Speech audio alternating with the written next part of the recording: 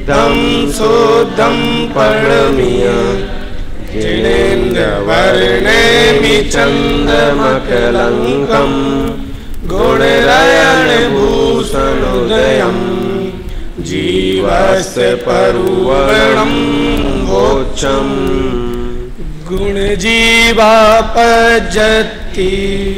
पाणासंलायमग्नाओय उभयोगो वियकमसो विसन्तु परुवर्णा केयो भोक्तियुक्तिय गुणसंनासच्च मोह जोग भव वित्तारादेशोत्तीय मग्गण संनासकम भव। ले लो, सात गाथा तक लेना है। आदेशे संलीना जीवा पज्जति पाण संलाओ उभयोगो वियभेदे विसन्तु परुवेणा भणिना इंद्रियकाये लीना जीवा पज्जति आण भासमणो जोगे काहुणाणे अक्खा गदिमगणे आऊ मायालोए रदि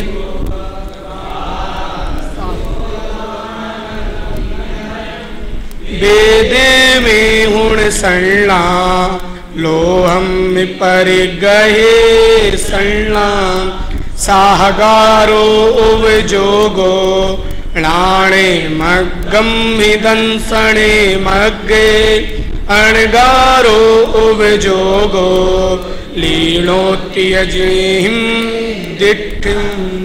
हाँ, दो मार्गणाओं में 20 प्ररूपणाओं, 2 प्ररूपणाओं में गुणस्थान और मार्गणा, उसमें मार्गणा में शेष रही गुणस्थान के अलावा की जो प्ररूपणाएं हैं उनको समाहित किया गया है। तो उसमें जीव समास, पर्याप्ति, प्राण और संज्ञा, इनका विवेचन कल अपना बहुत अच्छे से हो गया था। अब यहाँ पर उपयोग के बारे में विवेचन करेंगे। सभी के इसमें एक ही वो हो सकता है कि भाई यह विवेचन जो किया गया है वह आचार्य परमेष्ठी ने किसी विवक्षा से अपने हिसाब से किया हुआ है, लेकिन यह सिद्धांत अबाधित है कि मार्गणा में शेष रही प्ररूपणाओं का समावेश हो जाता है। सबके मन में यही प्रश्न हो रहा कि भाई काय बल को योग मार्गणा में ले रहे हैं, है ना, काय बल को योग मार्गणा में लिया ना, और वचन बल और मनोबल को क्यों नहीं ले लिया फिर योग में? तो वह आचार्य परमेष्ठी की विवक्षा है कि वे इंद्रिय पर्याप्ति में समाविष्ट करके और फिर इंद्रिय और काय में उनको समाहित कर रहे हैं। आ जाओ भाई, बैठ जाओ सब अच्छे से। तो इसलिए ये जो यहाँ पर विवक्षा दे रहे हैं वो हमें सिर्फ आचार्य परमेष्ठी की विवक्षा समझनी है। टीकाकारों ने भी इस विवक्षा को उस रूप से जो उन्होंने कारण दिए हैं उसके अनुसार उसे प्रस्तुत किया है। हम और भी मार्गणाओं में इन्हें समाहित कर सकते हैं, लेकिन जो यहाँ पर विवक्षा दी है उसी को हमें सीखना है, उसी को समझना है। और उसमें जिस प्रकार स्वभाव, तर्क, अगोचर, केवली ज्ञान गम्य बहुत सारी बातें जो होती हैं वह हमारे बुद्धि के विशेष अगोचर ही रह जाती है। जिस प्रकार स्वभाव तर्क के गोचर नहीं हैं, उसी प्रकार बहुत सारी चीज़ें, भाई अपन ये जैसे मैंने कल दिया ना तर्क कि आंखें दो ऊपर नहीं दे के एक आगे एक पीछे दे देता है क्या कोई? कर्म देते हैं ना, कर्म रूप से, निमित्त रूप से अगर हम कथन करें तो कर्मों के निमित्त से सामग्री हमें मिलती है। अन्यमति से ईश्वर के निमित्त से मानते हैं कि ईश्वर देता है, लेता है। तो तर्क हम कर सकते हैं, लेकिन उसका स्वरूप स्वभाव बदल जाए ऐसा थोड़ी होगा। तो इसलिए इस प्रकरण में भी यही समझना कि वह मार्गणा को जो यहाँ पर पर्याप्ति बताई, काय बल पर्याप्ति को तो योग में समाहित कर रहे और वचन बल मनोबल को पर्याप्ति में समाहित करके इंद्रिय और काया में समाहित कर रहे हैं, इंद्रिय और काय मार्गणा में। तो यह आचार्य परमेष्ठी की उन्होंने विवक्षा दे दी कारण कार्य की, और पर्याप्ति धर्म और इस प्रकार से इंद्रिय का है धर्मी। तो इस प्रकार से जो विवक्षा दी उतनी विवक्षा हमें समझनी है, इसमें नवीन विवक्षाएं हमें नहीं लगानी है। जिस प्रकार अध्यात्म ग्रंथों में तो अनेक नए सापेक्ष कथन होता है और उसके अनुसार शुद्ध व्यवहारने से कथन है तो वहाँ पर किस प्रकार लेना, और निश्चयने से कथन हो तो उसे किस प्रकार जानना। मोक्षमार्ग प्रकाशक में लिखा ना, निमित्त कारण कार्य सहचर्य आदि की अपेक्षा व्यवहार से इन्हें धर्म कहे दिया जाता है, शुभ क्रियाओं को, शुभ भावों को। परंतु वास्तव में समझना कि ऐसा तो है नहीं। वास्तव में ये तो कारण कार्य सहचर्य आदि की अपेक्षा कथन किया गया है। वास्तविक धर्म तो वीतराग भाव रूप शुद्धात्माश्रित ही होता है। तो ये जो विवक्षाएं चलती हैं, ऐसी विवक्षा इसमें कुछ नहीं लगा सकते कि मार्गणा ऐसे तो गर्भित हो गई है लेकिन किसी विवक्षा से ऐसे हो जाए, विवक्षाएं नहीं। केवल ज्ञान गम्य या करणानी योग के जो विधान है वे नियम से 2 + 2 = 4, मतलब उसमें कोई तर्क वितर्क कुछ नहीं चल सकता कि भाई 2 + 2 4 क्यों होते, 5 क्यों नहीं होते, तो ऐसा कुछ नहीं कर सकते हैं। तो इसलिए यह विवक्षाएं अत्यंत स्पष्ट हैं कि किसी भी रूप में इसमें जो बात बताई है उसको वहाँ पर करना चाहिए। बैठ जाओ भाई, जल्दी आ जाया करो। अब उपयोग इसका प्ररूपणा का कौन सी मार्गणा में समाविशीकरण हो जाता है उसको यहाँ पर अपन समझ रहे हैं। तो उपयोग तो आप जानते हैं, उपयोग किसे कहते हैं, कौन बताएगा? मेरे को कोलाहल में समझ में नहीं, मधुर अकेला बोलेगा। इसके अलावा चैतन्य अनुविधायी परिणाम को उपयोग कहते हैं। ज्ञान प्लस अनंत गुण = उपयोग, यह है परिभाषा। चैतन्य अनुविधायी मतलब चैतन्य में ज्ञान और दर्शन युगपत आ गए, उसमें भी असामान्य धर्म कौन सा है अपना? ज्ञान। ज्ञान आबाल गोपाल को ध्यान में आता है, सबको समझ में आता है ना ज्ञान। तो संगी पंचेंद्रिय, क्योंकि नीचे के जीवों को ज्ञान लक्षण ध्यान में आने की योग्यता ही नहीं है, असंगी से लेके एकेंद्रिय तक। तो इसलिए इस उपयोग को यहाँ पर जैसे दे रहे हैं कि साकार उपयोग का ज्ञान मार्गणा में और अनाकार उपयोग का दर्शन मार्गणा में अंतर्भाव हो सकता है, ऐसा जिनेंद्र भगवान ने निर्दिष्ट किया है। आचार्य नेमिचंद्र देव को भी बार बार ये शब्द यूज करने पड़ रहे हैं। आगे फिर से परिभाषा वगैरह देंगे ना तो सर्वदर्शी ही ये बार बार देंगे कि भाई सर्वदर्शी जिनेंद्र भगवान ने बताए हैं। इसमें क्या लिख दिया? सागारो उवजोगो नाणे मग्गम्मी दंसने मग्गे अणगारो उवजोगो लीनोति जिनेहिम निर्दिष्टम। ये किसने निर्दिष्ट किया है?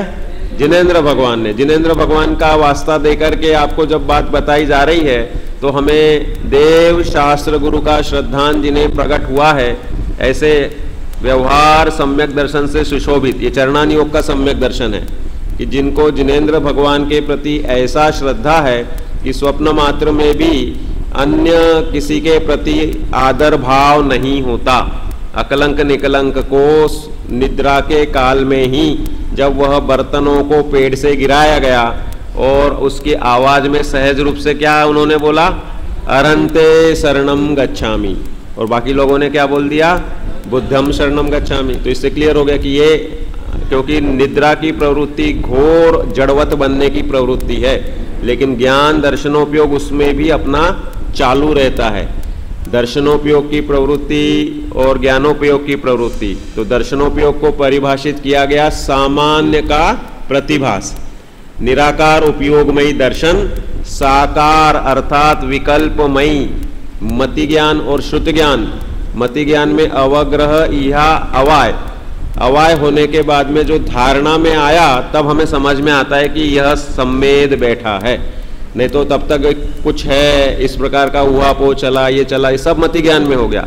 और जब यह निर्णय हो गया कि यह सम्मेद ही है, फिर इसके अनुषंग से हमने बहुत सारी चीजें जानी कि हाँ यह ऐसी ऐसी पढ़ाई करके यहाँ पर पढ़ रहा है, तो ये श्रुत ज्ञान में जाना। मति ज्ञान के अनुसार जानने के पश्चात अनेक जानकारी जो हम करते हैं वह श्रुत ज्ञान कहलाता है।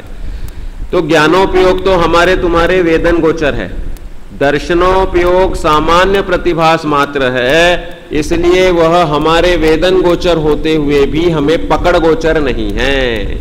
पकड़ नहीं पाते हम। जैसे अवग्रह, इहा, अवाय, ये तो हमारे हो रहा है, लेकिन हम उसे पकड़ नहीं पाते जब तक कि कोई वस्तु धारणा में नहीं आती है।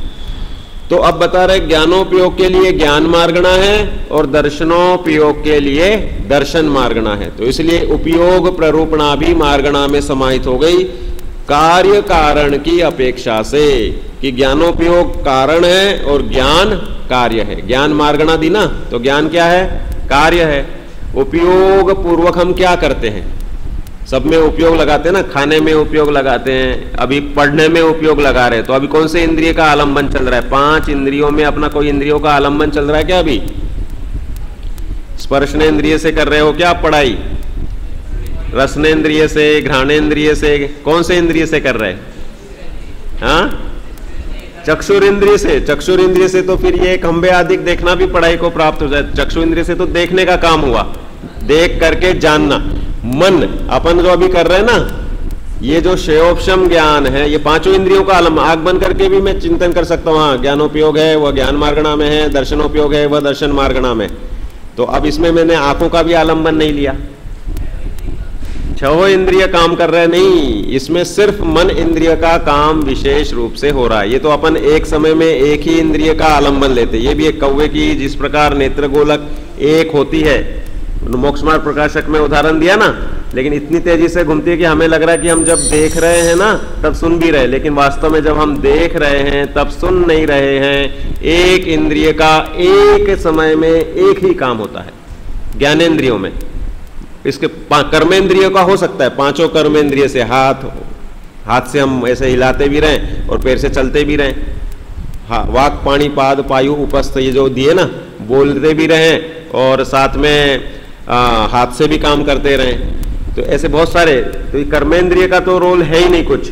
ज्ञानेन्द्रिय का रोल में एक समय में हमारी एक ज्ञानेन्द्रिय प्रकट रूप रहती है। वह इंद्रिय कब प्रकट रहती है? जब उसमें नियम से मन का जुड़ाव रहेगा। आपको जैसे टोडरमल जी साहब ने सम्यक ज्ञान चंद्रिका लिखी और 6 महीने तक उनके भोजन में नमक नहीं डालती रही माँ, तो वह उनके ज्ञान में नहीं आया। क्यों? क्योंकि मनोयोग पूर्वक भोजन नहीं करते रहे, तो उनको उस नमक के संबंध का ज्ञान नहीं रहा। 6 महीने बाद पूछा कि भाई क्या हुआ? बोले कि अरे नमक नहीं है आज। तो बोले अरे ये तो 6 महीने से नहीं था। बोले अच्छा, मैं सम्यक ज्ञान चंद्रिका टीका लिखते हुए उसमें मग्न था, तो खाने के संबंध में उपयोग विशेष नहीं था। ये तो था कि खाना भोजन करना है, लेकिन ये नहीं था कि ऐसा टेस्टी हो रहा है, नमक ज़्यादा है कम है। ऐसे बहुत से अपन बच्चे टीवी देखते देखते खाते हैं, तो उपयोग उसमें मग्न हो जाता है, तो जो भी आप उनके मुंह में डाल दो वो सब अंदर चला जाता है।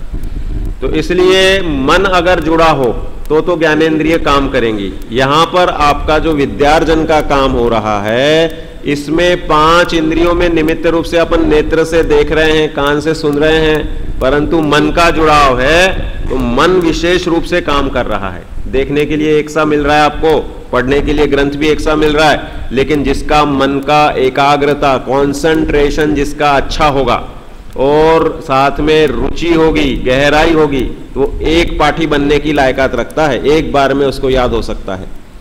और जिसको कम रुचि होगी, गहराई कम होगी, तो वह उस रुचि अनुयायी वीर्य उसको वह थोड़ी देर में या बहुत बार नहीं समझ पाते। बहुत से बच्चे ऐसा है कि एग्जाम के लिए 10-15 दिन की पढ़ाई करते हैं, शैवोपशम ज्ञान में थोड़ा सा समाहित हो जाता है और 15 दिन बाद एग्जाम लिखी और उसके बाद में वह 2-4 दिन में पूरा का पूरा 0 हो जाता है। और जिसकी रुचि रहती है वह उसको ऐसे कंठ में बसा लेता है कि जब चलते फिरते पूछो तो फटाफट उसके पास रेडी रहता है। तो ये सब रुचि के अनुसार शैवोपशम ज्ञान का खिलना और कम होना ये सब सुनिश्चित होता है। तो यहाँ तो ये प्रकरण बता दिया कि ज्ञानोपयोग कारण है और ज्ञान कार्य है। अगर आप मन सहित, मतलब ज्ञान उपयोग शब्द में विशेष रूप से शैवोपशम ज्ञान, भाव मन उपयोग में है, तो कह रहे किसके लिए कह रहे? उधर तो स्वभाव की विवक्षा बता रहे कि हमारा त्रिकाली ध्रुव स्वभाव वह स्वभाव रूप में ही है, क्षण भंगुर क्रोध आदि पर्याय में नहीं है। यहाँ पर बता रहे सामान्य ज्ञानोपयोग, हम किसी भी ज्ञान को ग्रहण कर रहे हैं तो उसमें यह ज्ञान कार्य प्रकट होता है। इसलिए यह कारण कार्य विवक्षा से ज्ञानोपयोग को ज्ञान मार्गणा में और दर्शनोपयोग को दर्शन मार्गणा में समाहित किया गया है। इस प्रकार ये 7 गाथाओं पर्यंत का अपना विषय पूर्ण हुआ, जिसमें 20 प्ररूपणा को 2 प्ररूपणा में समाहित किया गया। लिखो इसके प्रश्न, लिख लो, 2-3 प्रश्न बन जाएंगे इसके। पहला प्रश्न लिखो, 20 प्ररूपणाओं को 2 प्ररूपणाओं में किस प्रकार समाहित किया गया है। ठीक है, इसका उत्तर पूरा का पूरा ये चार्ट आएगा, ये बृहत प्रश्न में आएगा, बड़ा प्रश्न हो गया ना ये, तो इसका सीधा सीधा चार्ट बना दो तो चल जाएगा, आपको लैंग्वेज लिखने की कोई जरूरत नहीं है, सीधा सीधा ऐसा चार्ट बना दो। ठीक है ना।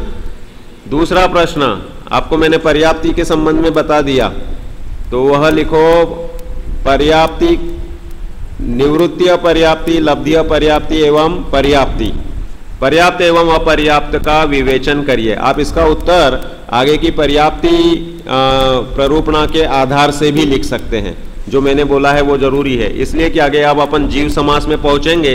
गुणस्थान तो आप पढ़ ही चुके हैं, तो कल अपन जीव समास तक पहुंच जाएंगे। आज गुणस्थान का अभी 2 गाथाएं 3 गाथाएं और है ना अपने कोर्स की, 10 तक लेना है ना, तो इसलिए वह जीव समास में ये सब चीजें चाहिए आपको। उसमें सूक्ष्म सिखाएंगे आपको, बादर सिखाएंगे, इंद्रिय जाति सिखाएंगे और बहुत सारी चीजें आएंगी। तो अभी आपको पर्याप्ति मैंने कल अच्छे से विवेचन कर दिया था। निवृत्ति अपर्याप्तक उसे कहते हैं जो नियम से पर्याप्त होने वाला है और पर्याप्त नाम कर्म का जिसका उदय है लेकिन अभी अपर्याप्त है। लब्धि अपर्याप्तक उसे कहते हैं कि जो अपर्याप्त अवस्था में ही मरण को प्राप्त हो जाएगा, जिसकी आहार आदि शरीर आदि पर्याप्ति पूरी नहीं होगी। और तीसरा पर्याप्त उसे कहते हैं जिसकी 6 पर्याप्तियां पूर्ण हो जाए। तो आपको प्रश्न दिया है, पर्याप्ति, लब्धि अपर्याप्ति और निवृत्ति अपर्याप्ति किसे कहते हैं। ठीक है, इसके सिवाय वो हो ही गया था गुणस्थान के सामान्य वो 3 पर्यायवाची नाम और मार्गणा के पर्यायवाची नाम कौन से बताए हैं। ये प्रश्न दिखाया था आपको, नहीं लिखाया तो लिख लो। गुणस्थान के पर्यायवाची नाम एवं मार्गणा के पर्यायवाची नाम कौन से हैं। अब आगे 8वीं गाथा को पढ़ो। लिख लिया सबने? आप रफ लिखिए, फिर बाद में फेयर कर लो, कोई दिक्कत नहीं है। आपको मतलब बहुत आसानी से इजी गोइंग में अच्छे से पढ़ना है। रिलैक्स मूड में आप पढ़ोगे तो रिलैक्स मूड होने के लिए सबसे पहला काम होता है आप टेंशन फ्री रहो, इसलिए अनुशासन को पालो। समय पे आ जाओ, बराबर ग्रंथ लेके आओ, कॉपी लेके आओ, कुछ बोले तो उसे हल्का सा नोट कर लो, तो टीचर रिलैक्स हो जाता है कि भाई मेरी आज्ञा का पालन हो रहा है, विद्यार्थी रुचि दर्शा रहे हैं, तो टीचर रिलैक्स हो जाता है। तो अपने आप शयोपशम में फिर पढ़ाने का ही रहता है। और आप चंचल रहोगे, यहाँ वहाँ बात करोगे, पलटोगे, तो फिर हमारा आधा ध्यान उसमें बढ़ता है, तो फिर हम और एग्रेसिव होते हैं। इसलिए अपने को मिठास से काम करना है, तो नेसेसरी है कि आप अनुशासन का ध्यान रखना। अब 8वीं गाथा को पढ़ो, गुणस्थान। हाँ, जे हिंदु लक्ष्य जनते उदयादिषु संभवे ही भावे हिं जीवाते गुण सन्ना निदिष्ठा सवदर्शी हिं। हाँ, अर्थ पढ़ो भाई।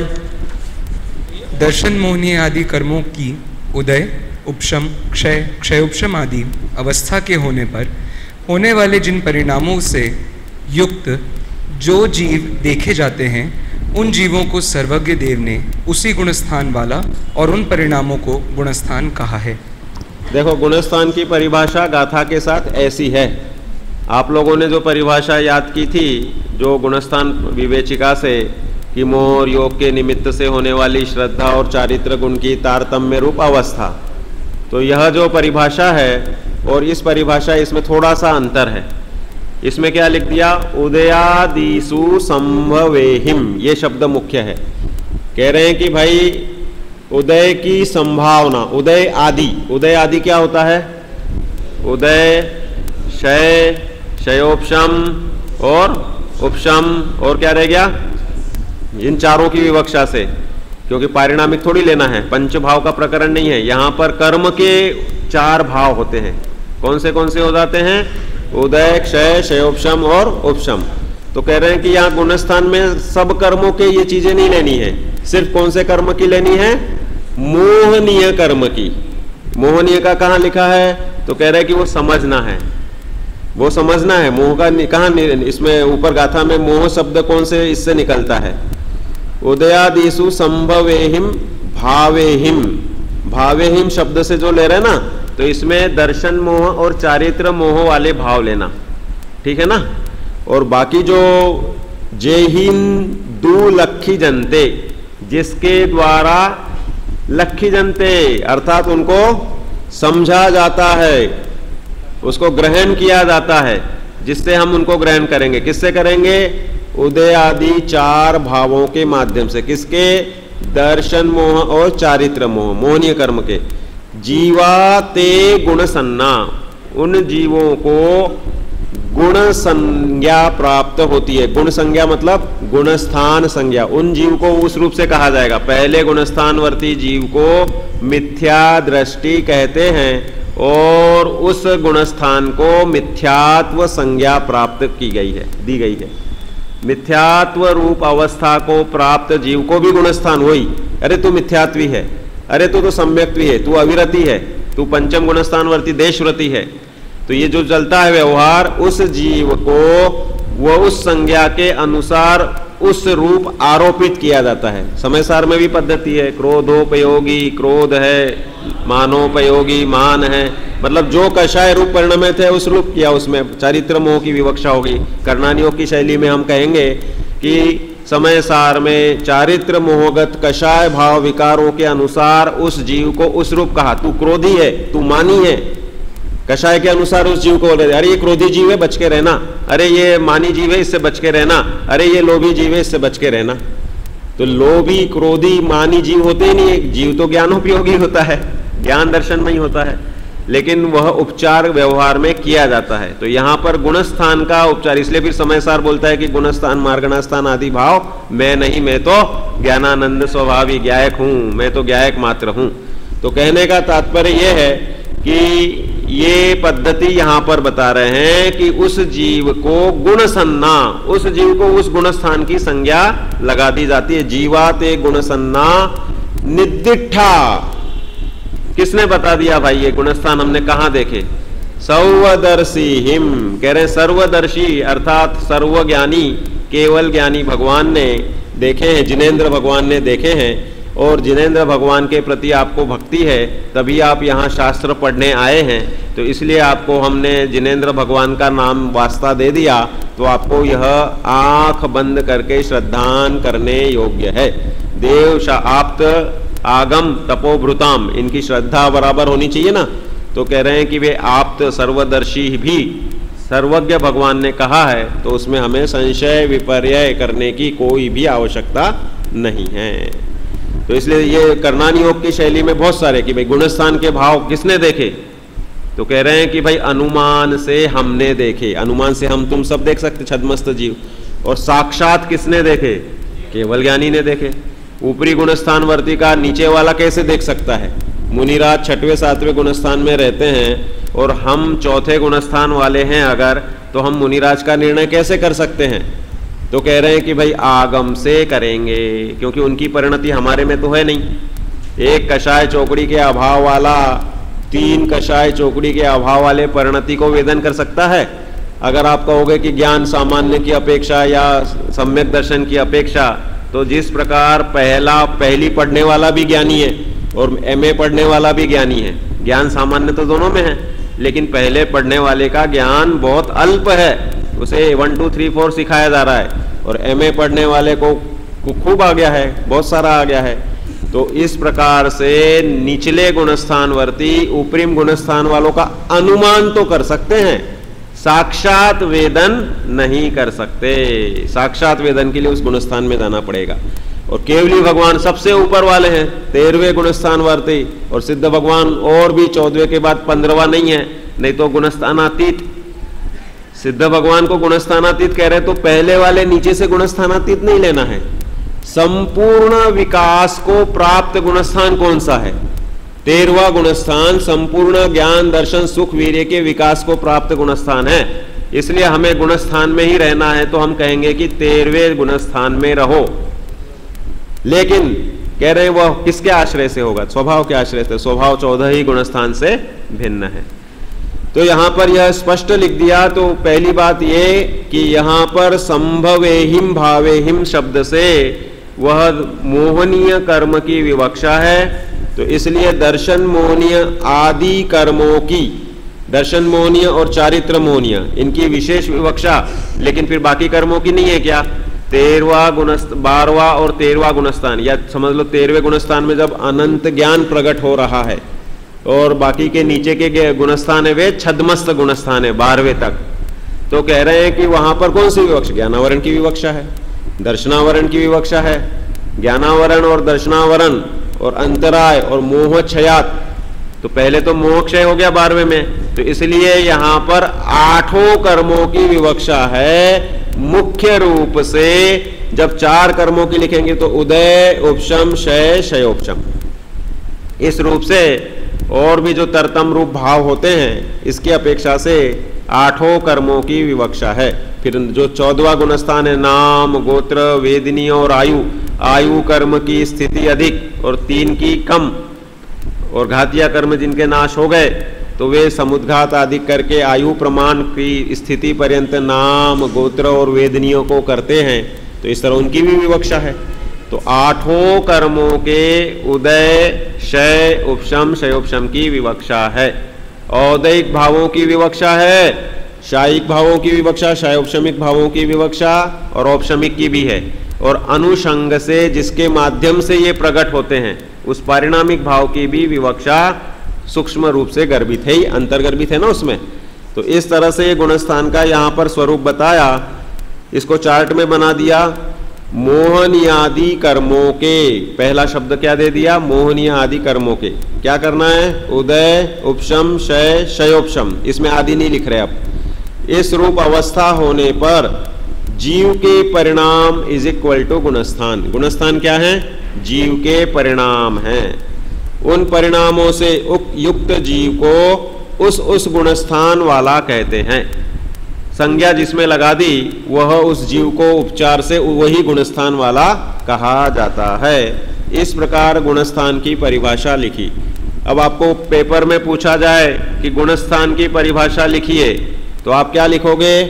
ये गाथा लिखोगे और इसका अर्थ लिखोगे। वो मोह और योग से निमित्त वाली परिभाषा इस गोमटसार विषय के पेपर में नहीं लिखना है, हमें तो इस गाथा के साथ में लिखना है कि जे हिंदु लक्ष्य जनते उदयादिषु संभवेहि भावेहिम, उदयादिषु संभवेहि भावेहिम, इनके मुख्यता से आपको लिखना है। तो ये हो गया गुणस्थान। अब गुणस्थान के सबको ये आगे की 9वीं और 10वीं गाथा किस किस को याद है? सबको याद है क्या ये 9वीं 10वीं गाथा? सेकंड ईयर में नहीं है 9वीं 10वीं गाथा याद? गुणस्थानों के नाम मिच्छो, शासन, मिस्सो, ये गाथा याद नहीं है? अरे ऐसे कैसे हो गया? एक जन को याद है बस, 2-4 लोगों को। हाँ, हल्की हल्की नहीं होती कोई। हाँ, प्रश्न सुनो। हाँ, मोह जोग भवा, मोहनीय कर्म के उदय, उपशम, क्षय, क्षयोपशम अवस्था के होने पर, तो ये मात्र मोहनी ही वो कर्म है जिसमें ये चारों अवस्थाएं पाई जाती हैं। तो फिर आदि का क्या मतलब हुआ? दूसरा, यदि हम अन्य अपेक्षाओं से बात करें तो गुणस्थान तो मात्र मोह और योग इनकी ही तारतम्य रूप अवस्थाओं के कारण बन रहा है। तो दर्शन मोहनीय और चारित्र मोहनीय, ये तो मतलब श्रद्धा गुण को घात करने वाला और चारित्र गुण को घात करने वाला।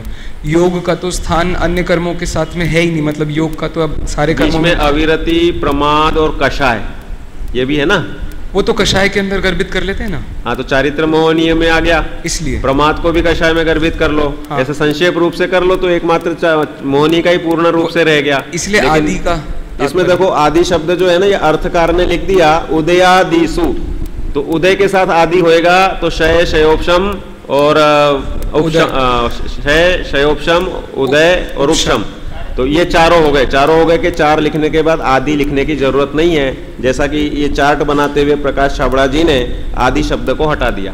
आदि फिर मोहनी आदि के साथ भी का मतलब नहीं है ना, क्योंकि ये चारों की 4 अवस्थाएं मात्र मोहनी के नहीं, साथ फिर मैंने जैसे घटाया ना, ज्ञानावरण आदि की भी अपेक्षा है ना। मोहनीय आदि तो इसलिए लिखना जरूरी है कि छद्मस्त गुणस्थान पर्यंत तो मोहनीय का काम हो गया। मोहनीय का काम 12वें गुणस्थान में पूर्ण रूप से खत्म हो गया। क्षीण मोह में मोहनीय कर्म दर्शन मोह चारित्र मोह दोनों गए। फिर 13वां गुणस्थान पूर्ण रूप से ज्ञानावरण, दर्शनावरण और अंतराय की विवक्षा रखता है कि नहीं? ऐसा भी तो भाई साहब की अभाव की अपेक्षा भी तो यही अवस्था बनती है। जैसे हाँ, अभाव की अपेक्षा रख रहा है तो केवल ज्ञान हो रहा है। चारित्र मोहिनी के अभाव में 13वां गुणस्थान, हाँ। और योग के अभाव में 14वां गुणस्थान। नहीं नहीं नहीं नहीं, ऐसा नहीं है।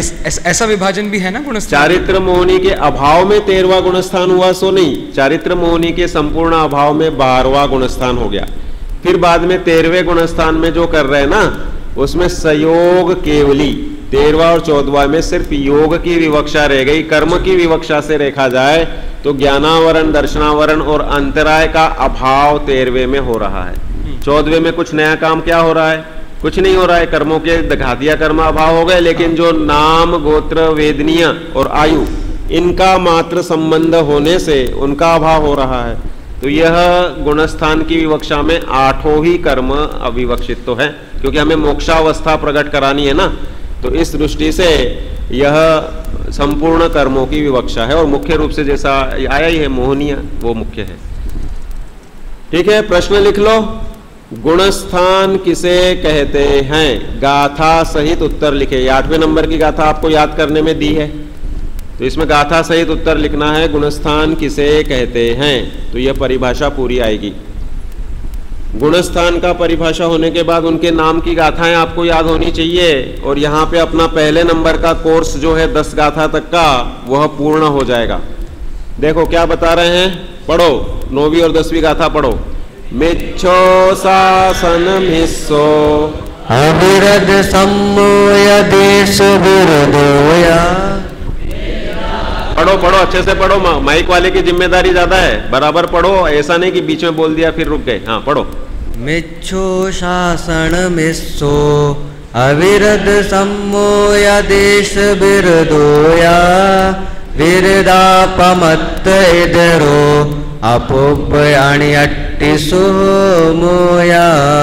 उब संत खीड़ मोहो सजोग केवल जिणो अजोगिया। 14 जीव समासा कमेण सिद्धाय नादब्बा। ये गाथा पूरी याद होनी चाहिए। कैलाश चंद जी सेठी साहब बैठे हैं, इनको ये गाथा बहुत प्रिय और बहुत वर्षों से याद है।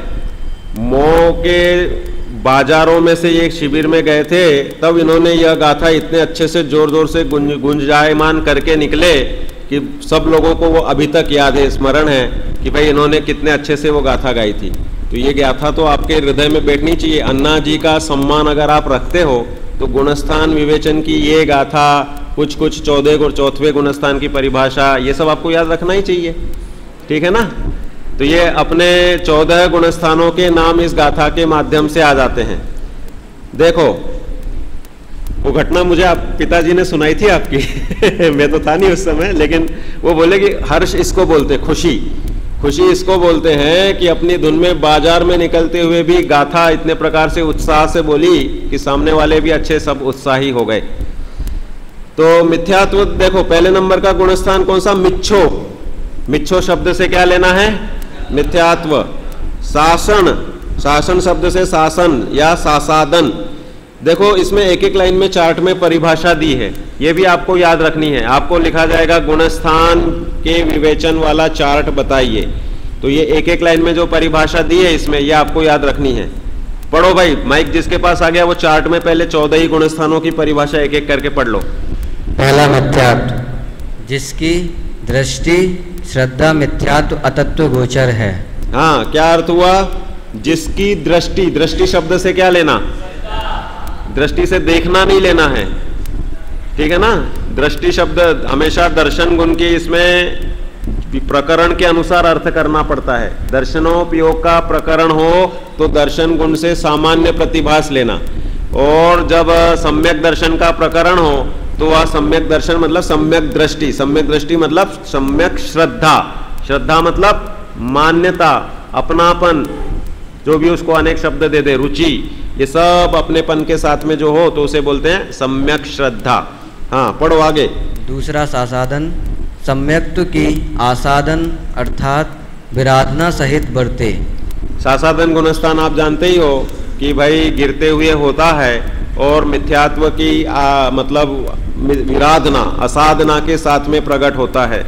रत्न शिखर से गिरा हुआ जीव और मिथ्यात्व रूपी भूमि में सम्मुख हुआ है, इस प्रकार की वह उसकी अवस्था बनती है।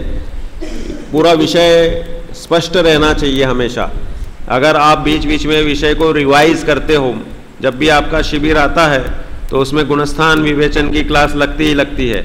और प्रवीण जी बहुत अच्छे अभ्यासी हैं गुणस्थान के। प्रवीण जी जो क्लास लेते हैं तो वो अच्छे से समझाते भी हैं, तो आपको उस समय विश्लेषण सुनने मात्र से विषय रिफ्रेश हो जाना चाहिए। तीसरा पढ़ो। मिश्र, सम्यक्त्व और मिथ्यात्व का मिश्र भाव। पढ़ते जाओ। अविरत सम्यक्त्व, जिसकी दृष्टि समीचीन है एवं जो असंयमी है। हाँ, देखो क्या बता दिया। चौथा गुणस्थान का लक्ष्य सभी जीवों का रहता है। अनादिकालीन मिथ्यात्व के साथ में अगर हम तुम रहे हैं या सादी मिथ्या दृष्टि भी क्यों ना हो, चौथे गुणस्थान में आने के बाद यह सुनिश्चित हो जाता है कि अब कदाचित इसका भ्रमण पुनः मिथ्यात्व में भी आ जाए तो भी अर्धपुद्गल परावर्तन से अधिक नहीं होगा, अर्थात संसार का अंत आने की गारंटी चौथे गुणस्थान से हो जाती है। तो इसलिए चौथा गुणस्थान प्रकट करने के लिए अपना संपूर्ण पुरुषार्थ रहता है। सम्यक्त्व सन्मुख मिथ्या दृष्टि का प्रकरण आप सब मोक्षमार्ग प्रकाशक में पढ़ ही रहे होंगे या पढ़ेंगे आगे, तो उसमें यह सब विवेचन आ जाता है। अपना संपूर्ण जीवन का लक्ष्य पूर्ण सुखी होना है, वह चौथे गुणस्थान में आंशिक सुख से प्रकट हो जाता है और उस पूर्ण सुख का अनुमान करके आगे की यात्रा सुखद रहती है। तो इसलिए यह जिसकी दृष्टि समीचीन हो गई वह वास्तव में सद्दहदि जिणुत्तम जिनेन्द्र भगवान के वचनों को श्रद्धान करता हुआ है। लेकिन नो इंद्रियसु विरदो नो जीवो थावरे, मतलब थावर और त्रस इंद्रियों से विरक्त नहीं है और थावर और त्रस हिंसा के इससे विरक्त नहीं है, फिर भी जिसकी दृष्टि समीचीन हो रही वह सम्यक दृष्टि, अविरत सम्यक्त्व। आगे पांचवा देश विरत, एक देश संयमी। ये सब आगे की भूमिकाएं अपने आप प्रकट होती। जब मैंने अपने आप को आत्मा मान लिया तो खाने पीने में प्रवृत्ति निरंतर छूटती है, खुशी से छूटती है। अपने किए का हर्ष बहुत है, ये तो प्रथम गुणस्थान में ही सम्यक्त्व सन्मुख मिथ्या दृष्टि को हो जाता है। सम्यक्त्व सन्मुख मिथ्या दृष्टि का गुणस्थान कौन सा? प्रथम गुणस्थान में है अभी, लेकिन वह 70 कोड़ा कोड़ी प्रमाण दर्शन मोहनीय को अंतः कोड़ा कोड़ी सागर पर्यंत की स्थिति पर्यंत ले आ चुका है। इतना लंबा पुरुषार्थ मिथ्यात्व की दशा में हो जाता है और फिर बाद में वह अंत कोड़ा कोड़ी या मतांतर से अंत कोटि सागर प्रमाण मिथ्यात्व की स्थिति को कारण लब्धि में आते ही जीरो कर देता है और इसलिए वहां पर सम्यक दर्शन का जन्म होता है। तो देश व्रति वह एक देश संयमी है। पूर्ण संयमी हो जाए तो आगे का पढ़ो। छठवें गुणस्थान प्रमत्त विरत, प्रमाद सहित संयमी। ये प्रमाद मतलब अपन जो सोचते हैं कि सो रहा होगा या चार विकथाओं में गाफिल होगा, ऐसा प्रमाद नहीं है। ये मुनिराज वाला प्रमाद है। शास्त्र का उपदेश देना, आहार आदि क्रिया करना, ये वाले ये प्रमत्त विरत गुणस्थान में होने वाली क्रियाएं। शास्त्रोपदेश, शास्त्र की रचना, आहार का करना, ये कौन से गुणस्थान में? छठवें गुणस्थान में। क्यों कह रहे हैं कि वे स्वरूप में सप्तम गुणस्थान में जैसे सजग और अनुभव रूप से सरस रहते हैं, वैसे छठवें गुणस्थान में नहीं रहते, इसलिए उनको प्रमादी कह रहे हैं। अपना प्रमाद तो उनके सामने पहाड़ जैसा है। इसलिए प्रमाद मतलब ये नहीं सोचना कि सोना और ये जो अशुभोपयोग की क्रियाएं या जड़वत होने वाली क्रियाएं। आगे सातवां अप्रमत्त व्रत, प्रमाद रहित संयमी। ठीक है, आगे। हाँ, आठवां अपूर्वकरण, जिसके अपूर्व परिणाम हैं। अपूर्व, ये सब श्रेणी के गुणस्थान है। इनको सिर्फ हम आगम से जान सकते हैं, इसका अनुमान करना भी कठिन है। विशुद्धि बढ़ती जाएगी, ये शब्द कहेंगे हम सिर्फ कि ऐसी विशुद्धि, अनंत गुणी कहो, असंख्यात गुणी कहो, वह विशुद्धि में तो अनंत गुना हो सकता है। कर्म निर्जरा में अनंत कर्म को एक साथ खिपा दे तो मोक्ष हो जाए, तो उसमें असंख्यात गुण श्रेणी निर्जरा वगैरह के घटित होते हैं। तो ये श्रेणी के गुणस्थान के परिणामों को हम अनुमान भी नहीं कर सकते, सिर्फ आगम से जानते हैं कि उसमें परिणामों की गहराई इतनी विशेष होती है कि विशुद्धि बहुत शीघ्रता से बढ़ती है और इसलिए इनके सब में वह लक्षण मात्र आगम से घटित होता है। आगे नौवां गुणस्थान अनिवृत्तिकरण, जिनके परिणामों में भेद नहीं है। आगे 10वां सूक्ष्म सांपराय, जिसके कषाय सूक्ष्म है। सांप्रदायिक आश्रव होता था वो 10वें पर्यंत प्रचुरता से होता है। अब यहाँ सूक्ष्म सांप्रदाय में सिर्फ लोभ का, वो भी संज्वलन जन्य लोभ मात्र रह गया। आगे 11वां उपशांत मोह, जिसका मोह उपशांत हुआ है। हाँ, ये उपशम श्रेणी वाला अंतिम गुणस्थान, थोड़े समय के लिए मोहनीय को शांत कर दिया गया है, चारित्र मोहनीय को। दर्शन मोहनीय तो पहले ही शांत था। आगे 12वां गुणस्थान क्षीण मोह, जिसका मोह क्षीण हुआ है। यहाँ तक चारित्र मोहनीय का काम पूरा हो गया। अब जो रह गए वो मोह क्षयात, ज्ञान दर्शनावरण अंतराय क्षयात केवलम, ये 13वां गुणस्थान आएगा। 13वां सयोग केवली जिन, योग सहित केवल ज्ञानी, जिसने घाती कर्मों को जीत लिया है। आगे 14वां अयोग केवली जिन, योग रहित केवली ज्ञानी जिन। हाँ, तो इस तरह ये 14 गुणस्थान हो गए। ऊपर से आप गाथा से देखो, मिच्छो शब्द से मिथ्यात्व, शासन से शासन, मिस्सो से मिश्र, अविरत सम्मो से अविरत सम्यक दृष्टि, देश विरदो से देश विरत, और फिर विरदा पमत्त, तो कह रहे हैं कि प्रमत्त विरत और इधरो, इधरो मतलब अप्रमत्त विरत, इससे उल्टा। अपूर्व वह अपूर्वकरण, अनियट्टी वह अनिवृत्तिकरण, और सुहमो अर्थात सूक्ष्म सांप्राय, उवसंत क्षीण मोह उपशांत मोह, सजोग केवली, पहले उवसंत में उपशांत मोह, क्षीण मोह से क्षीण मोह, सजोग केवली सजोग केवली जिन, और अजोगी वह अयोग केवली जिन। 14 जीव समासा, जीव समास शब्द गुणस्थान के लिए है परिभाषा पर्यायवाची, ये इस गाथा से सिद्ध हुआ। अब आगे जीव समास अधिकार जो अपन इसके बाद सीधी कल से चलेगी 70वीं गाथा, जिसमें जीव समास अधिकार शुरू होगा। वहां पर अलग जीव समास शब्द की क्या परिभाषा है, सदृश धर्मों से संग्रहित करना, वो जुदा है, और इधर गुणस्थान के लिए जीव समास दे रहे हैं वो अलग है। कमेण सिद्धा यनादव्वा, ये क्रम से इनको बताया गया है, इन्हें इस तरह नादव्वा अर्थात जानना चाहिए। अब आप इसका प्रश्न लिख लो कि गाथा लिखते हुए गुणस्थान के नाम लिखिए और एक पंक्ति में सामान्य स्वरूप लिखिए। लाओ भाई, हो गया अपनी क्लास का समय भी हो गया, अटेंडेंस ले लेते हैं। लग गई, चलो अच्छी बात है। बोलो नेमिनाथ भगवान की जय।